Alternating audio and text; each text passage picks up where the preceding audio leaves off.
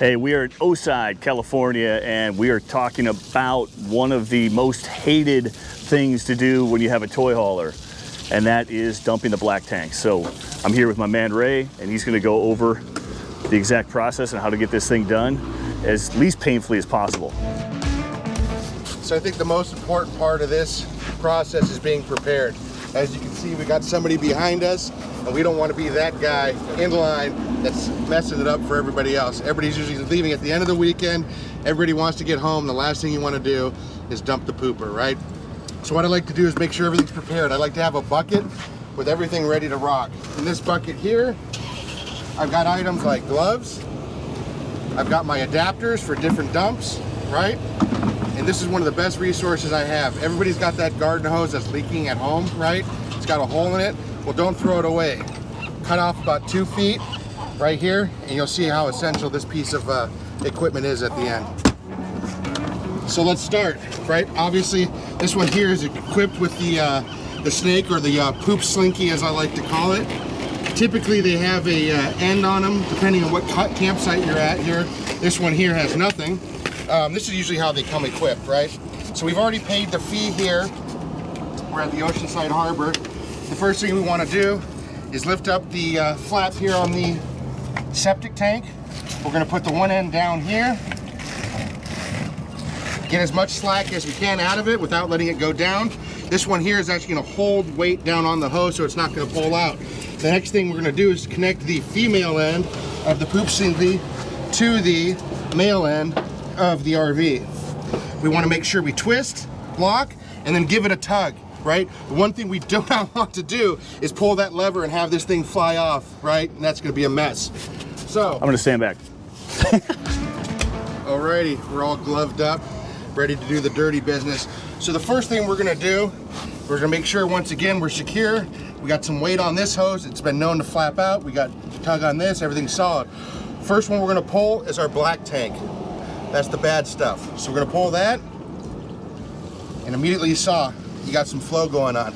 And what we're really using as a gauge, since we can't go inside and look at the gauge inside, we're using our ears, right? We're waiting until we stop hearing that water running.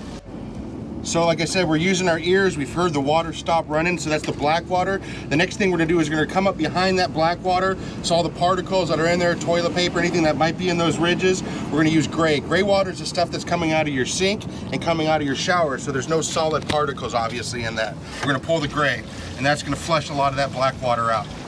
And once again, we're gonna do it until we stop hearing the water rush. Okay, like I said, now we've heard the water. No more dripping, no more water noise. We'll start by shutting the tanks. And we're gonna just kind of let it sit for a quick second, maybe a little tap. We're gonna slowly twist, unlock, make sure that we catch any of the dribble coming out. Typically that's gonna be your gray water anyways.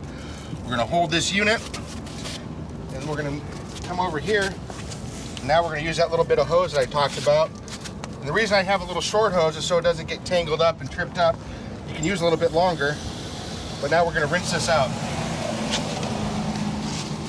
And once again, we're trying to be courteous, right? When we could go into depth and we're going to flush out the tanks and do the whole 9 yards, but we got people waiting behind us, right? Everybody wants to go home.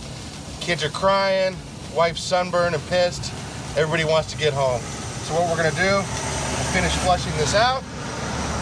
Turn off our water. We're going to bring it all the way up. Quick shake.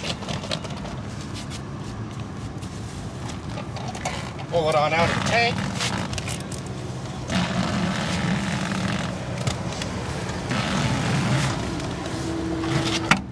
And we're done. We're going to reinsert.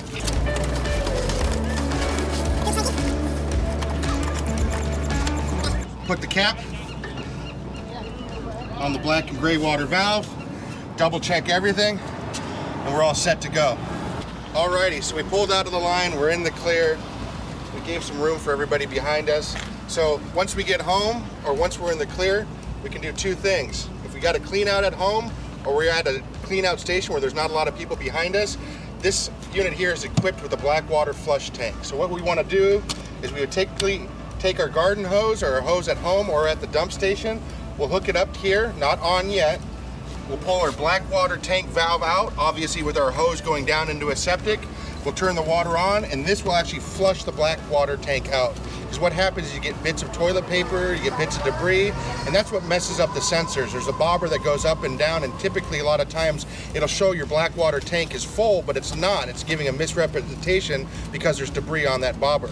So at the end of the day, when everything is shut, it's all flushed out, we have to add water back into the tank. So I like to have a 5-gallon bucket of water. I'll have some of our additive. Here we've got Camp Fresh, anything does well. Put a little bit in there, 5 gallons of water, open up the toilet, and we're gonna pour this 5 gallons in there.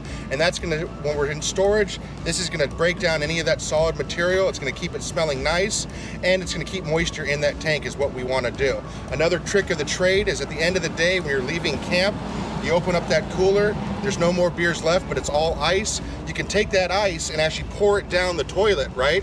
And what's gonna happen as you're traveling back home is that ice moves around and it starts breaking up all that solid debris, and then it melts, and once it melts, we can flush that all out through the tank. Little trick that we've used in the past and helps out. Thanks.